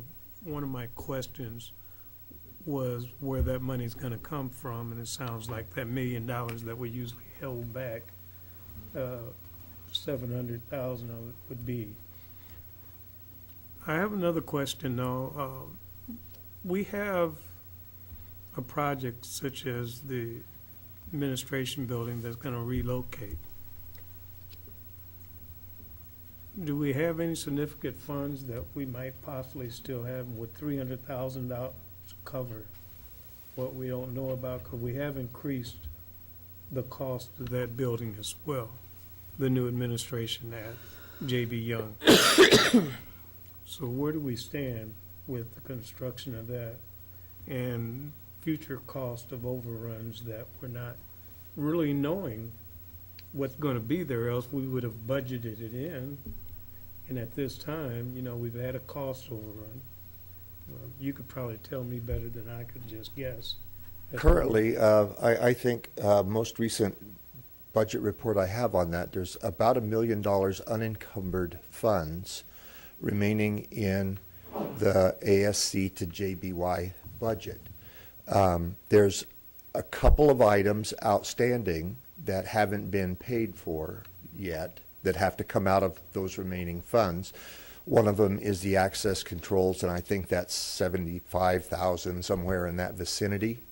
And then there's some odds and ends of furnishings and things like that. Not much. We're moving all the furniture from here, but there'll be some odds and ends of things that need to come out of there. So I think there's the $260,000 is probably available from that line item. The only reason I asked that, because we would be taking a chance on the future, pulling money out of that $1 million, but if we know where it's available, that we've already solved pretty much the building of something, which we're doing, and you don't think there's going to be any more unexpected, should we look at what could possibly be pulled from that and used at one of the high schools or at North High School project? We would look at the entire program and look at all of the current budgets and encumbrances and so forth, and then come up with a recommendation on how we thought was the best way to take care of that. So is that something that should be done before we vote on it, or after? Because if that's one of the options, how do we know before you actually go back and look at where you're at, or do somewhat of a study? Well, you've already discussed that it could be beginning or ending fund balance, I should say, projected year-end balance. But we would go back with finance and the rest of our team and look at line by line each project and say, well, we're going to take it from the remaining at JBY, or we're going to take it from fund balance, unencumbered, but that is kind of administrivia. It's really the grand totals that I think are of concern to you here. Well, I understand. I guess we shouldn't be looking at so much the detail as to how you do it, but when you come up, because I know we were talking at one time, at least the last meeting, it was mentioned that we would forego possibly tuck pointing at Central in order to come up with some funds. So it would concern me as to how we were able to come up with those funds and what projects we would be reducing or cutting in order to fund that project. Well, we argued against foregoing the tuck pointing, and I think you collectively agreed with us on that. And we do from time to time have things like the McDonald building. 4 or 5 years ago, we carried a line item in this plan for purchase of properties around Brady Stadium. We've bought 3 houses there on 36th Street. There are 3 remaining that we think we should acquire in our long-range plan. We carried that line item, and those houses don't come on the market all that. We just had, an allocation of funds every year that wasn't being spent. And when I deleted the line item, our discussion amongst our leadership team was we should build a general program contingency and not carry a line item for something that's so sporadic as being able to purchase those houses. We never had a plan to condemn them and acquire them by a date certain. We know that residential properties come on the market some regularity. We'd be able to buy them just over time, but there's not really a need to carry that as a line item if you build a better program contingency, and that was our goal when we eliminated that line item. Had it still been there, that would have been where the money for the McDonald House would have been sitting. But going forward right now, you said you'd pretty much be able to pull some funds from different projects. The $260,000 we can figure out. It affects our ending fund balance, and when we keep picking away at the ending fund balance year to year, at some point it means we're going to have to either reduce or move or defer something.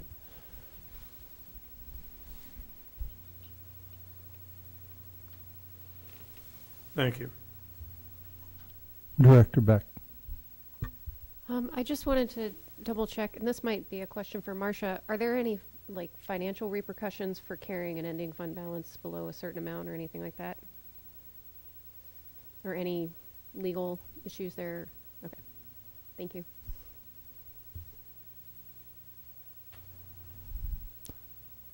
Any other discussion? Director Gosa.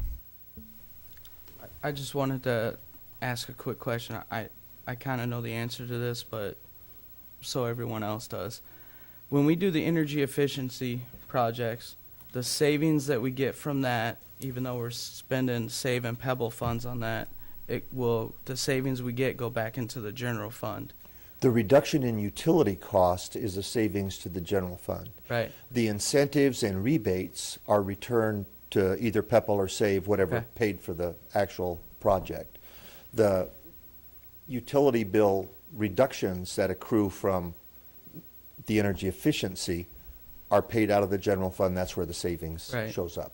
And that's where we pay for the classroom stuff, out of the general fund. Yes. That's what I wanted. Thank you. Superintendent Tate. Marcia, if we sell this building and Lincoln, where do those funds go? Okay. I didn't hear the answer.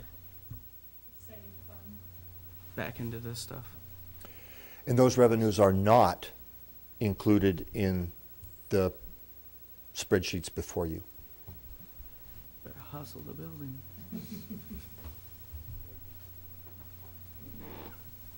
Any other discussion?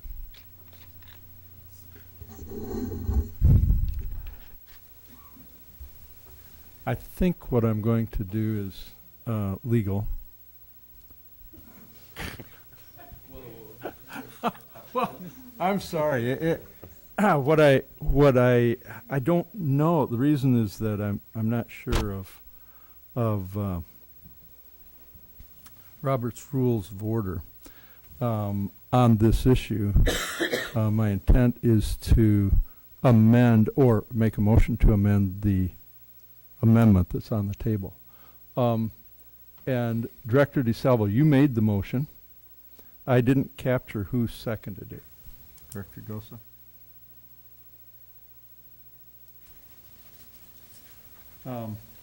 And I'll tell you what my intent is, and you might accept it as a friendly amendment if you agree with it. I was going to add a phrase at the end of the motion. The motion, the way that I captured it, is that the motion is to amend the motion that we have on the original motion to accept the long-range facility plan, but to move up the north facility project to this coming summer, basically, right? And I don't know if that works out to be 1819. Theoretically. 1819. Okay. And the phrase I was going to add would be, if the long-range facility planning committee determines that it's possible, which Mr. Maloney has already said, and reasonable. Would you accept something like that? And Director Gosa, would you? I guess. If you two can accept that as a friendly amendment, then we don't have to vote on the amendment for the amendment. Okay? So the amendment as it stands now would be to move the north, and I want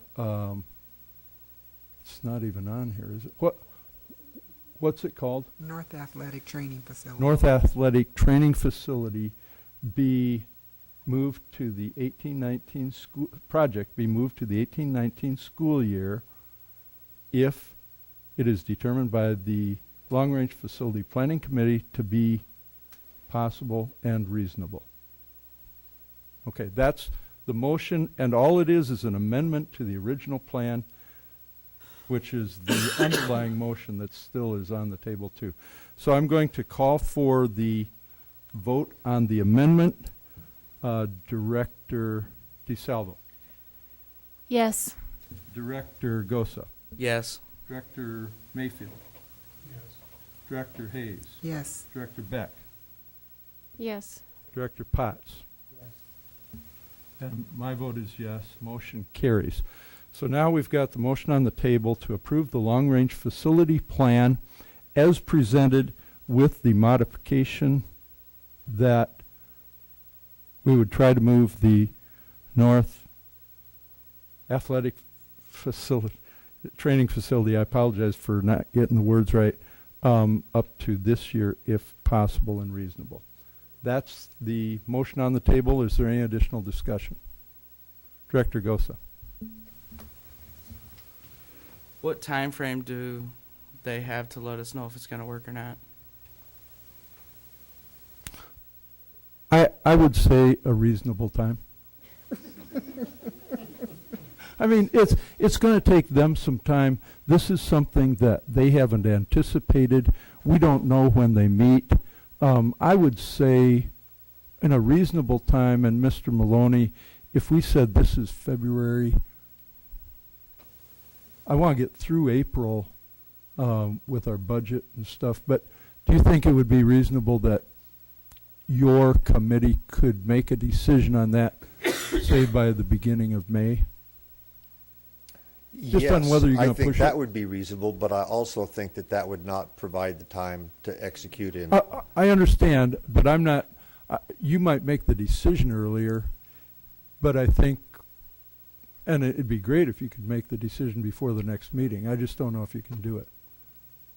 Well, given what I know about this group's schedule, it takes a month to get everybody in the same place. Right. Yeah, so that's why I say something reasonable. How about ASAP? Reasonably ASAP, okay? Is that fair? Yes. Okay, thank you. Director Beck. Sorry, a couple questions came up when Dr. Tate mentioned those two properties. Didn't we approve a sale of this building already? Yes, and the buyer for this building is deep into their due diligence, and it is going well. Okay. And that money is not reflected in here, so No. that's potentially money that could be used for... $950,000. Okay. And then Lincoln, right now, there's nothing... There's just no action, and we, in fact, had a meeting with the Realtor team today about how to try to do something different and get that thing off our hands. All right. Great. Thank you. All right. Any other discussion?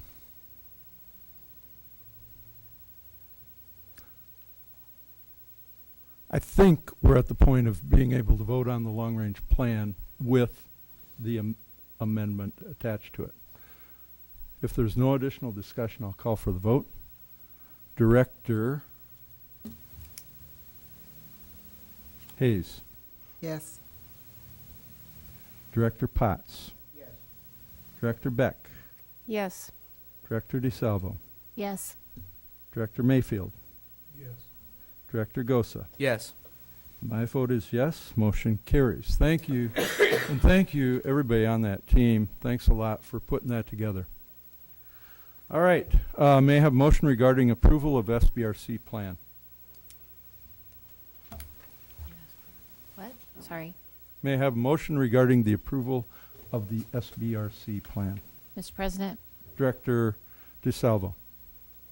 I move that the board approve the superintendent's recommendation for filing an application with the School Budget Review Committee for modified supplemental amount of $4,056,340, which represents negative unspent balance as of June 30th, 2017, and approve the district's corrective action plan to reduce expenditures in order to have a positive unspent balance by June 30th, 2019. Thank you. Is there a second? Second. Superintendent Tate. Thank you. First, I'd like to say about the previous action, that was easy. What is the School Budget Review Committee? Marcia and I appeared virtually in December. They have usually December and March meetings. And we had to provide a plan to show that we could, in fact, get out of our negative unspent balance situation.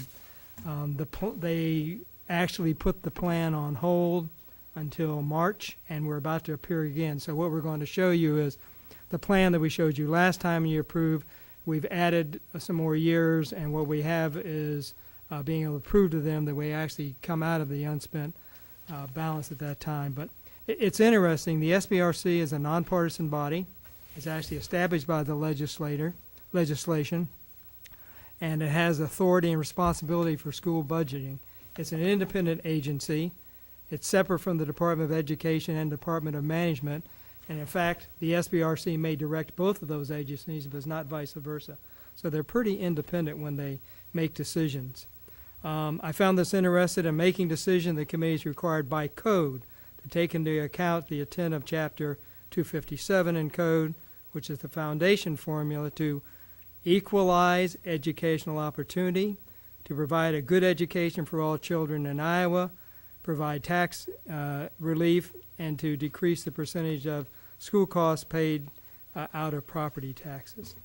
The membership consists of the Director of the Department of Education, Director of Department of Management, and 4 other members appointed by the governor for 3-year terms with the confirmation of the Senate. So it is such a political body. So Marcia and I think that Ralph and or Linda will be going with us to the SBRC. They've asked to come in person this time.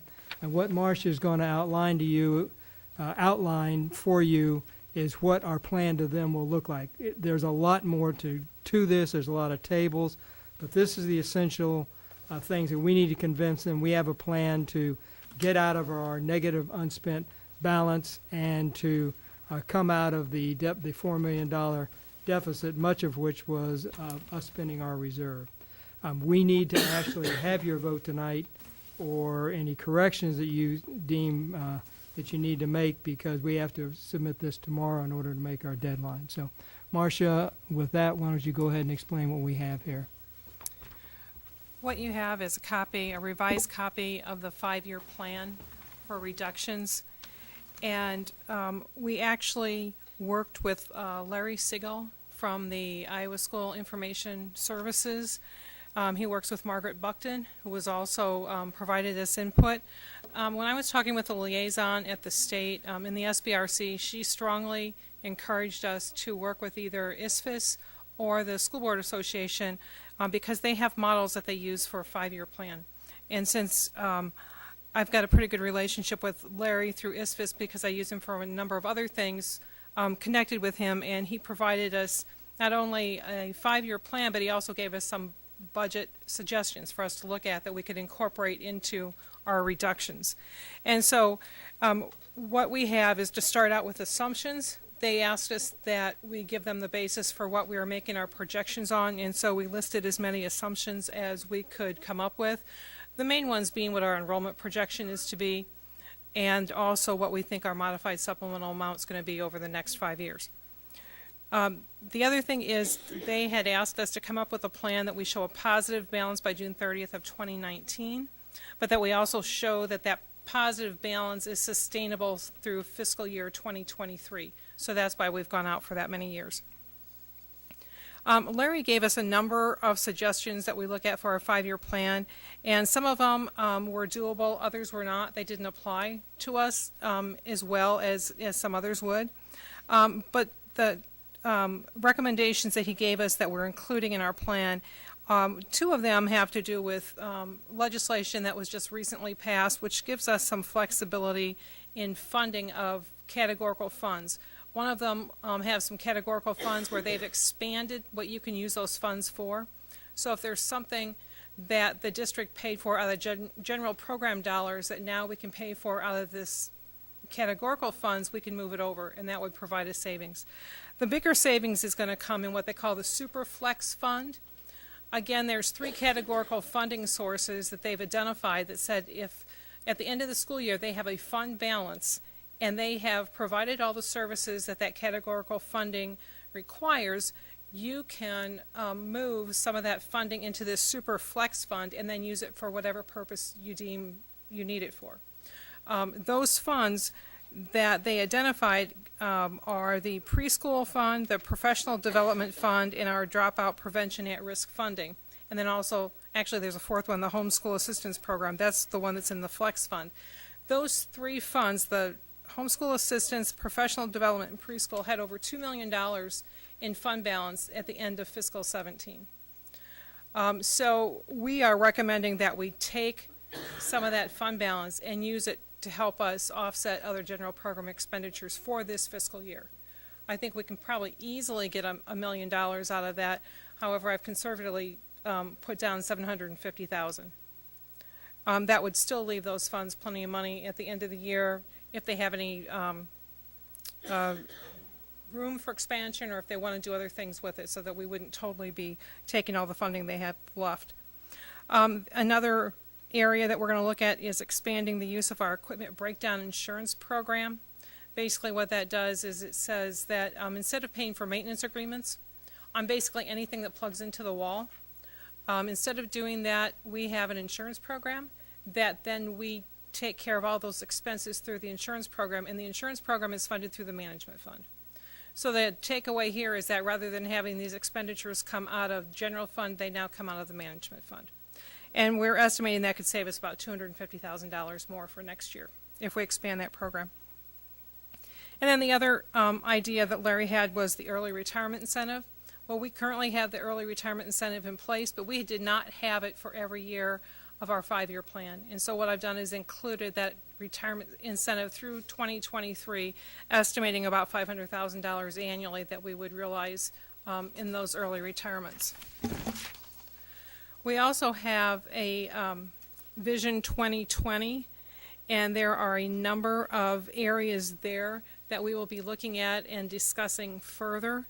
But we've taken those ideas and put estimates to them as to what we believe the savings can be. So if you move down to the summary of the 5-year budget reduction plan, what we've got is by fiscal year, the areas that we believe that we can have budget reductions in and what the total amount of savings would be. If you look at the fiscal year of 2018-19, that is the year that has the largest dollar amount in it for budget reductions, and there's a reason for that. We need to have that much reductions in 2019 in order to come to that positive unspent balance on June 30th of 2019. So that's why we've identified a little bit over $9 million in reductions that we will be making in the next fiscal year. Those reductions we estimate will include about 26.5 FTE across all the different groups, certified, administrative, and non-certified. We've also included in there an early retirement incentive, which we have in all of the years, insurance holidays, and then also energy efficiencies. And those energy efficiencies, what we're identifying now, are those savings that we'll have, as Mike was talking about, through the retro commissioning that is going on and through the savings that we'll get through those different projects taking place. And since we are looking at doing all of the buildings, obviously we can't do them all in 1 year, so we've spread them out over several years. So if you look at all the fiscal years, you're going to see a line item that says additional energy efficiencies, and basically what that is more buildings coming on as that retro commissioning study is done. After you move out of fiscal year 2018-19, the amount of reductions go down, because obviously we're taking the biggest portion of reductions in the 2018-19 school year. But if you do look in 2019-20, we do have in there, again, some staff reductions for the certified staff, and that would come as a result of increasing class size. But the next, outside the insurance holiday, the next line item is to reduce an attendance center and repurpose a building. Obviously, we don't have any idea what attendance center that may be or what the repurposing might be. But we believe that there is an opportunity there, so we stuck it in that, in the fiscal year 2019-20 and put an estimate of $1 million savings. After that, again, the amount of reductions start to go down. And the biggest reason there is pretty much, and we've used this phrase a lot, we've picked the low-hanging fruit. You know, we feel that we've done that a lot before, and now when we're talking about early retirement incentives and increasing class sizes and coming up with a different structure for the grades and doing transportation efficiencies, after you start to look at all of those, there's not a lot left that we can do that's going to bring in some savings. And so after that, we've pretty much reduced it to the early retirement, the insurance holidays, and the additional energy efficiencies. But this plan does have us come out at the end of 2023 with still a positive unspent balance. We gain that in 2019, but then we sustain it through the 2023 model.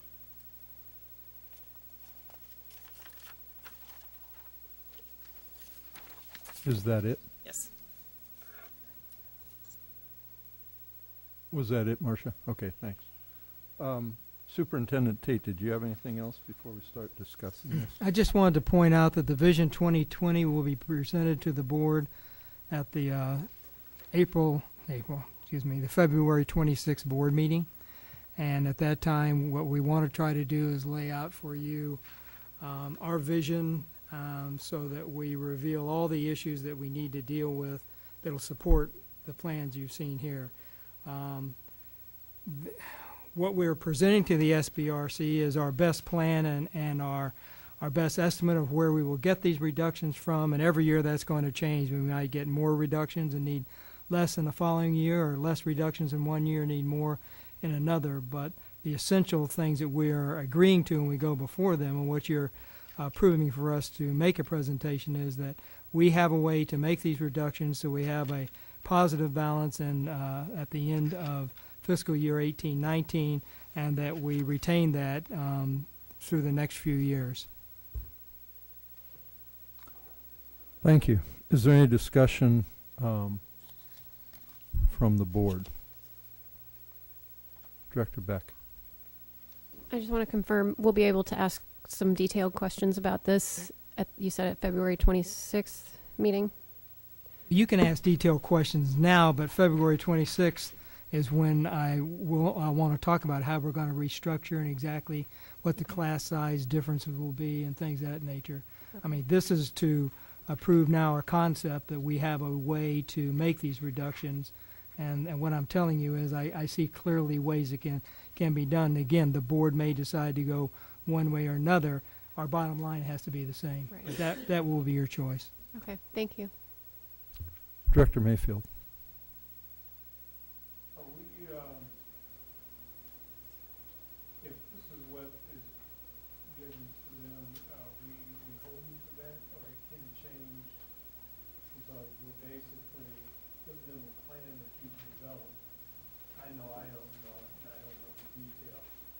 So we pretty much have to go on what you say. But is it possible to change that after the 26th? Or this is what we're committing to, is what you're submitting?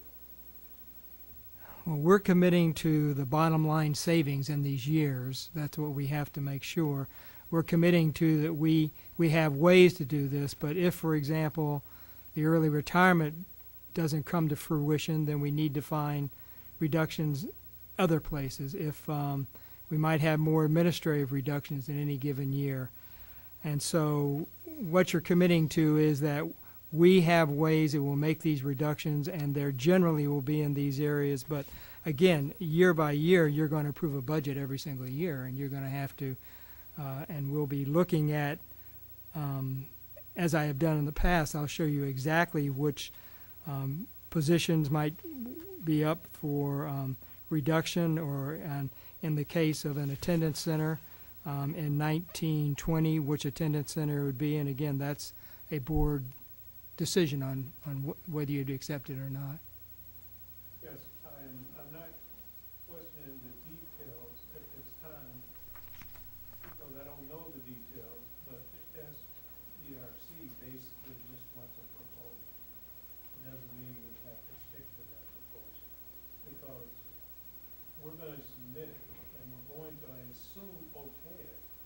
and I really haven't had time to digest it. I mean, has it been prepared, ready to go for quite some time? Well, Just a preliminary? no, it's not preliminary. We have to present this tomorrow, but in December you approved, it's probably November, you approved the one we took in December. So this is about the same, but we've added some years to show, and also made some more reductions to show a positive balance. So it's essentially what you've approved before, adding 3 more years to it. Okay. And I think that's good, but I guess for my sake, I'm a little slow. I would like to have had it before the day before, just to digest it, just the time to look it over, form my thoughts about it, and then come here to this meeting and not just look at it right now and make a snap. For me, it's a snap decision if I don't have time to consider every single one, even though I know that we've had parts of it before that have changed because we had to adjust for 5 years. So I'm just saying, in the future, possibly we could have this at least 3 days, 4 days, 5 days ahead of the time that's presented, so we have time to look at it. And our intention, it was on the committee of the whole schedule and snow, yeah. So that explains it. Director Beck. First of all, I'd like to say good job on the creativity, thinking outside of the box. I think some of these vision is probably a good word for it. I'm not comfortable with everything in it, but I wouldn't expect any of us to be. I have some pretty serious concerns about the number, about the early retirement incentive, just because what we saw this year when we authorized 1 year's worth of early retirement, we're losing a lot of really good people, and that the ability to then recruit strong, experienced teachers and retain them concerns me a little bit. So I guess just off the top of my head, that's my one concern that I kind of wanted to put out there right now, is early retirement incentives. I understand sometimes they're necessary, but given this year's plethora of retirements, it's a little concerning. Director DeSalvo. Do we have projections, any idea of what we anticipate retirement numbers will be? Or is that even something we could project? I mean, you don't know what everybody's decision is going to make, but you know that number could be. Right. What I did is went back to previous years and to find the numbers, and we were averaging around 20, okay. And so that's what I used. Okay.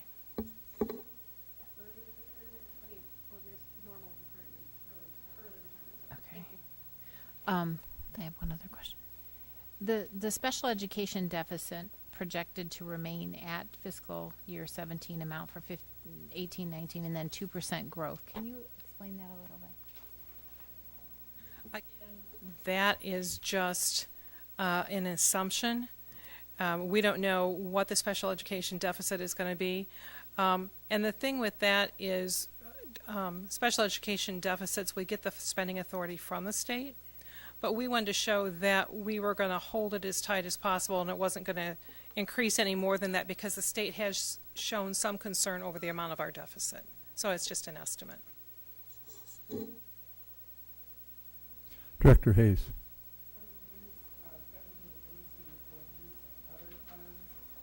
I'm sorry, for the use of other funds. What exactly does that all entail? What we did is we went through the general fund and have identified equipment that exceeds $500 in value or in purchase price, and then also software that's non-instructional in nature, because those two items are eligible expenses from the PEPL fund. So there's actually a line item in the PEPL fund that we had set up so that we could make those transfers of expenses so that it relieves the general fund, and we put it in the PEPL fund. For 18-19, the changing of the bell times to reduce the routes, is that basically like, are you trying to mix like maybe K through 6 with the intermediate, or how is that working? Can you explain that? Actually, this one came about as a result of a study that we had done. We brought in a transportation consultant and had them look at our bell times, and then also look at our routes. And there's different tiers of how they run routes depending on when times start. And so we asked them if they could basically start from scratch and set up the bell times to make it the most efficient routes, what would it look like? And then this is kind of an average of the recommendation. Their studies came back, depending on what option we would choose, we could save anywhere from $300,000 to $700,000 by changing the starting times of the schools. Okay, thank you. Anything else?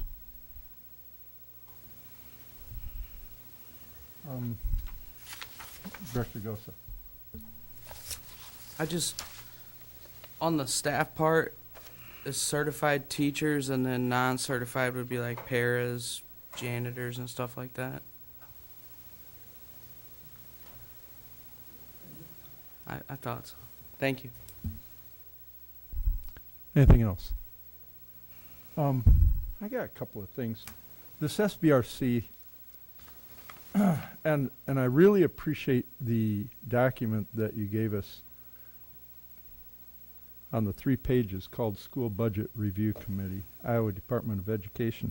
And in the 3rd paragraph of that document, the opening comments are, in making its decisions, the committee is required by code. And I thought, now that's pretty cool. Because when we met, the last time I met with them, it didn't seem like they were required by code to do what it says here in this document.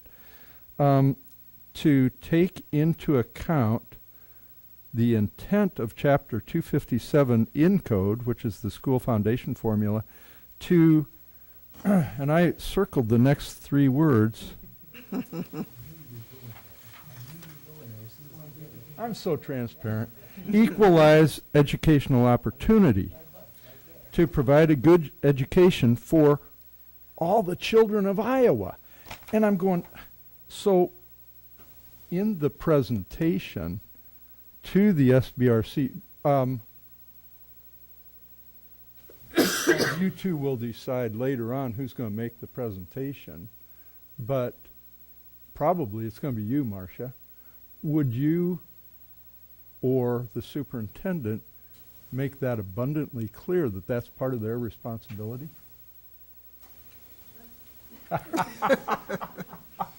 Okay. Who's retired?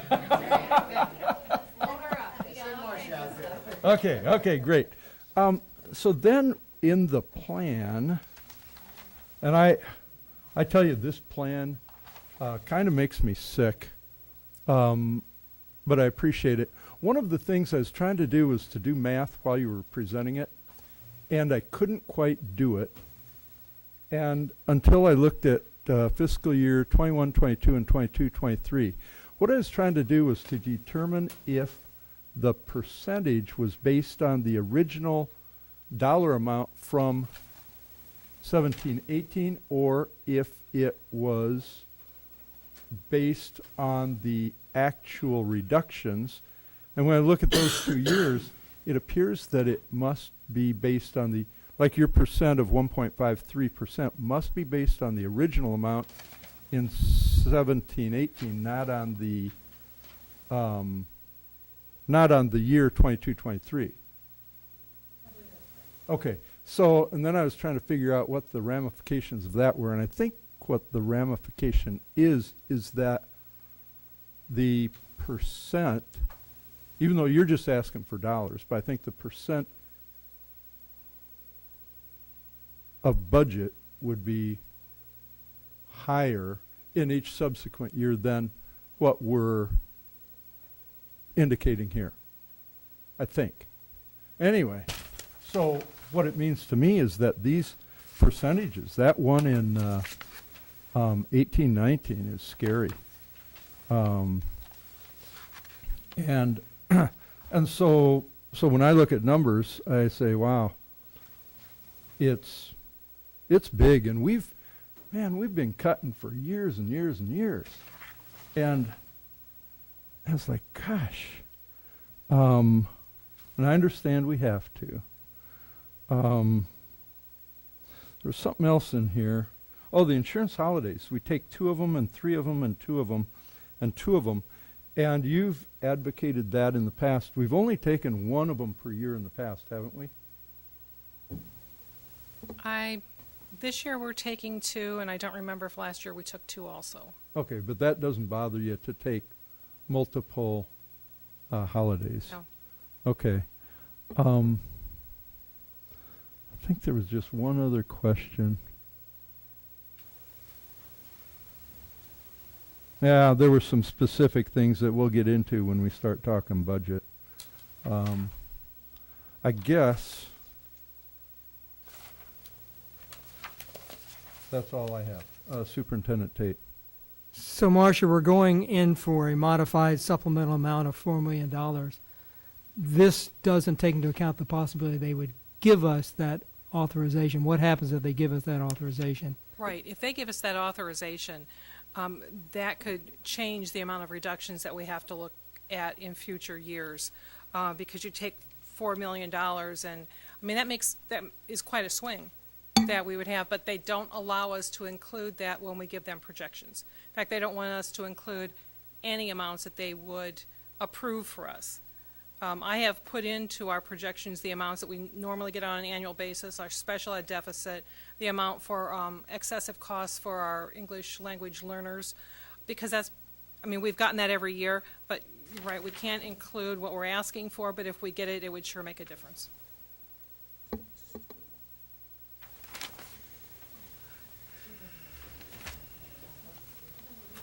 Anything else? I just did a real quick guesstimate on this, and without, again, going through the math, if I guesstimated right, the total decrease as a percentage is around 16%. Is that correct? Honestly, I haven't looked at it that way, Okay. so I don't know. I mean, it just looks like it when you, roughly, the 3.5, 4.8, so that'd be 7, 8.2, 9, 10, 11, whatever it is. But it's in the teens, certainly. Whether it's 13 or 15%. And that just is a lot of money. And it's a lot of percent. And it's a lot of people that will be affected, and our students. So, anyway, but I have a lot of confidence in the board and in the administration to figure it out. Any other discussion on this issue? Director Mayfield. I'm just curious, we just went through an increase in financial and special ed. And is that included in projections, or is it included to be in the future more or less, or how is that figured out? Are you talking about the special ed deficit? Yeah.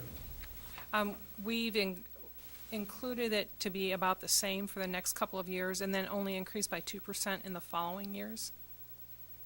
So after 2 years, it will start increasing? Mm-hmm. And again, that's just an estimate. Yeah, I was just wondering if you showed financial in the plan. And I'm sure we'll discuss more of that 26. Okay, anything else?